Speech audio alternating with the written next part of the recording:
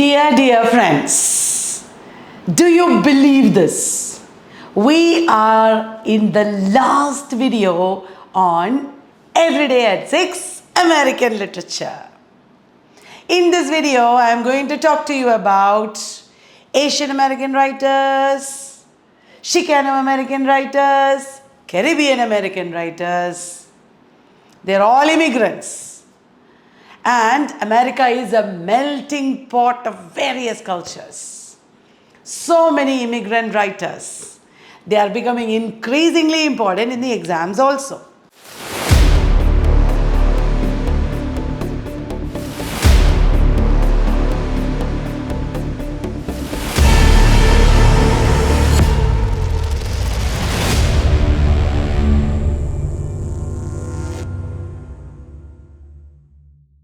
When you talk about Asian American writers, one of the earliest Asian American writers is our A.K. Ramanujan.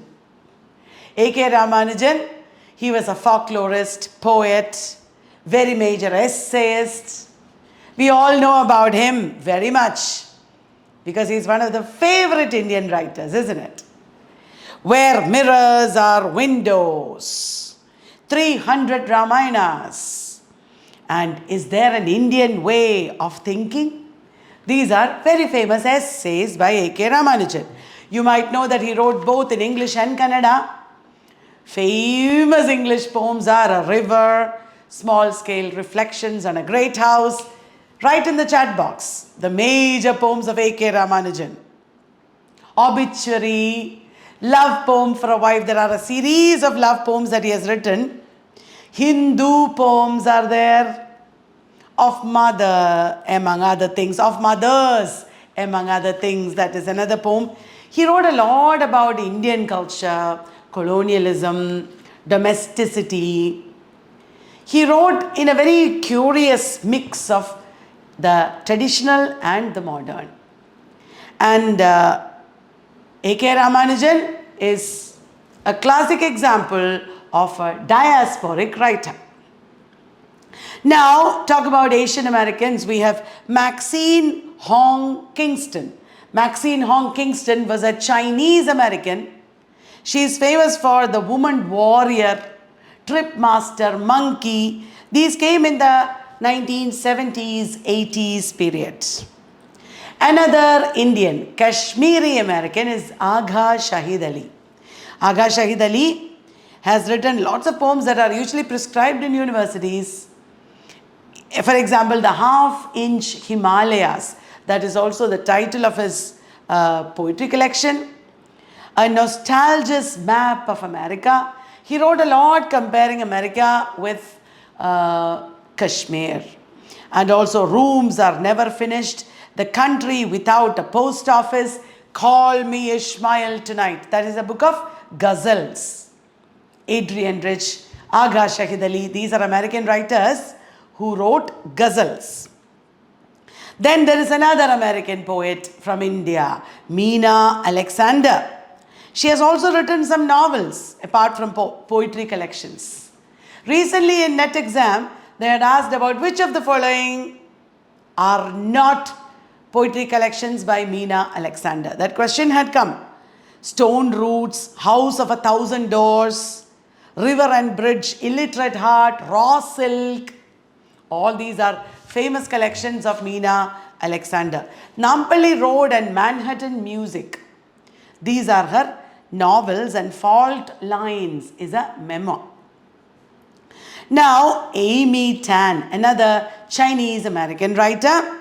She is the author of the very famous novel, The Joy Luck Club, that is prescribed in universities. A group of women are playing a mahjong game. That is the setting of Joy Luck Club.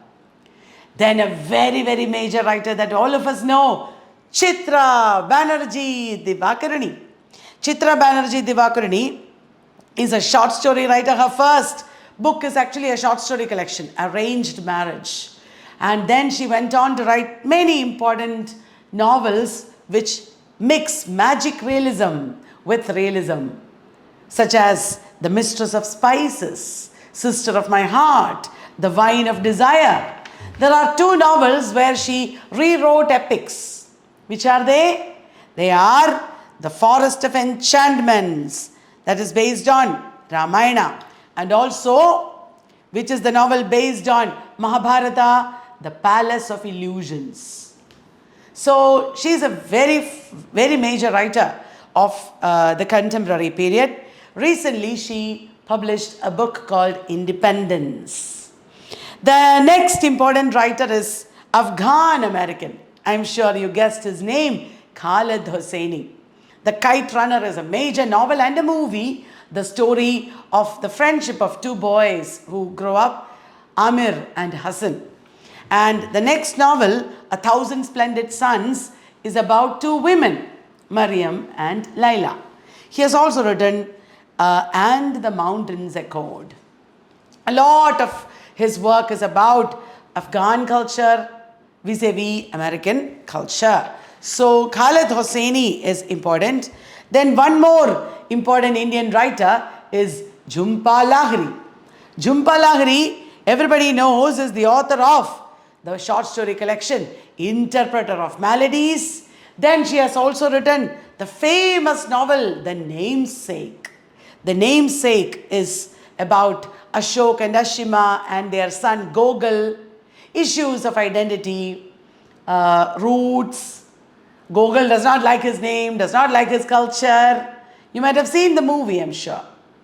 She has also written Unaccustomed Earth, which is a short story collection, and The Lowland. It was also a very famous novel. The Lowland was shortlisted for Man Booker. Interpreter of Maladies won Pulitzer Prize. Now we will talk about the Chicano Americans. Guys, in Chicano American literature, you see the Mexicans who live in America. There are very important writers who won awards, who are also prescribed in syllabi. Have you heard of Rudolfo Anaya? He is one of the founders of Chicano literature, Rudolfo Anaya. And Luis Miguel Valdez, that is another important writer. Luis Miguel Valdez. It will be good if you take down these names and read a little bit extra about them. He is regarded as the father of Chicano film and theatre.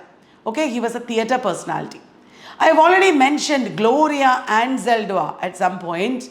She was born with sexual and developmental abnormalities, and she was a very major feminist and queer activist. And also she wrote about post-colonialism. Borderlands, La Frontera, The New Mestiza is a famous autobiographical work. It is written in a very funny style. It is written in a mix of poetry and prose. That is the importance of Borderlands, La Frontera, The New Mestiza. Remember Sandra Cisneros, the author of The House on Mango Street. She is also a very important writer, Sandra Cisneros. I am not going to burden you with all the important names. There are lots of Chicano writers who are important. Some of them are prescribed. For example, Justin Torres, Torres. He is also an important writer. In the 1960s and 70s, there was Chicano Literary Renaissance. Chicano Literary Renaissance. And that is why lots of Chicano Americans became famous during this time. Now about Caribbean American writers. So many contemporary writers are Caribbean American writers. Have you heard of Paula Marshall? Paula Marshall is the author of Brown Girl, Brown Stones. That is her first novel and her most famous. Jamaica Kincaid is another very important writer. Caribbean Americans were there even in the Harlem Renaissance, remember. Jamaica Kincaid has made a lot of mark on American literature by her novels. Annie John, Lucy, The Autobiography of My Mother, then there is A Small Place. In all these novels, she talks about women's struggles, especially within the family also. Some girls struggling with their mothers, culture. For example, in Annie John, that is the story. June Jordan, she is an important writer who wrote very deeply autobiographical poetry. June Jordan. And then There are other important writers like Julia Alvarez. Julia Alvarez is partly Dominican, I think. She's also important. Junot Dias, our Gavitra Bahadur, they're all important writers. A very important group of writers within American literature that we should not forget to mention. They are the Native American writers. The Native American writers have become really important in the second half of the 20th century. There has been a renaissance of Native American literature. From the beginning of the 20th century, we have writers like Mary Tall Mountain, Morris Kenny, etc. Many of them wrote poetry, stories, plays also. James Welch is the author of the famous novel Winter in the Blood. Winter in the Blood.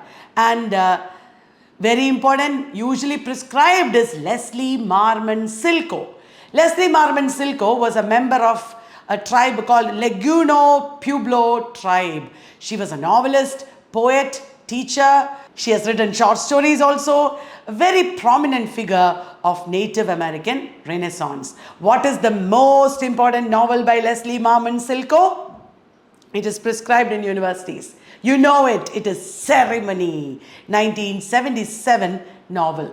Ceremony is the story of a man called Tayo. He is a man from the Leguno tribe. He's suffering from poverty, lots of suffering because of joblessness. He takes part in the World War and he is suffering from shell shock. He does not like his culture and identity. It is an old woman, a grandmother, who helps him to find out more about himself, his Native American identity, and come to terms with it. That is the very touching story of Leslie Marmon Silko's Ceremony. Have you heard of Wendy Rose? Wendy Rose wrote under many pseudonyms. Wendy Rose is a very important figure in American Indian movement again. So is Joy Harjo. Joy Harjo is also a musician, writes a lot of rich works full of native symbolism and imagery and history.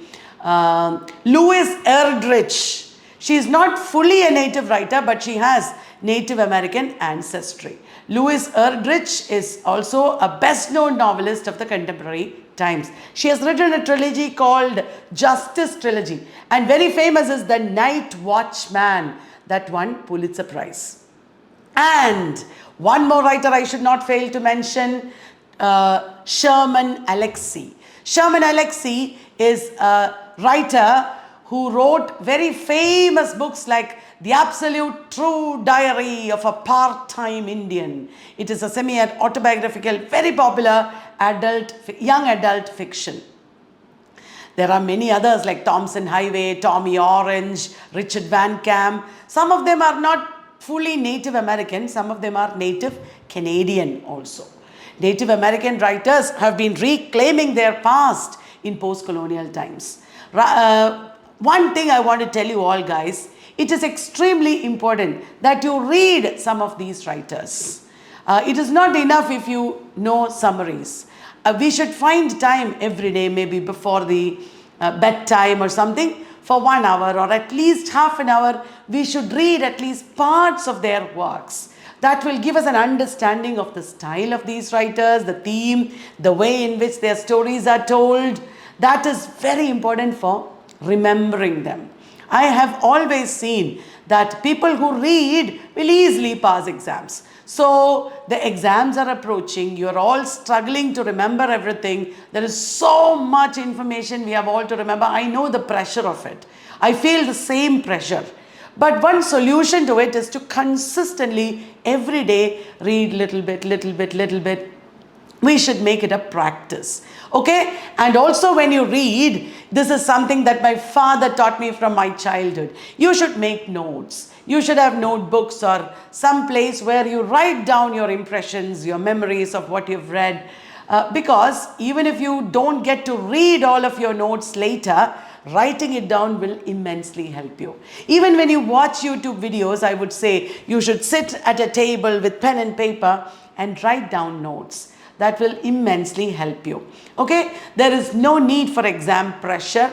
What you need to do is enjoy studying. What you need to do is absolutely engage with the texts and authors that you study. Understand them in some subjective, personal ways. Remember them with your own codes and enjoy being with them, reading them.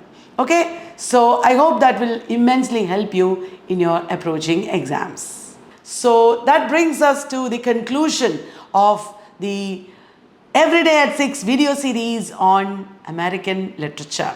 We have covered a lot of major topics that will be helpful for you in NET, SET and lots of other exams.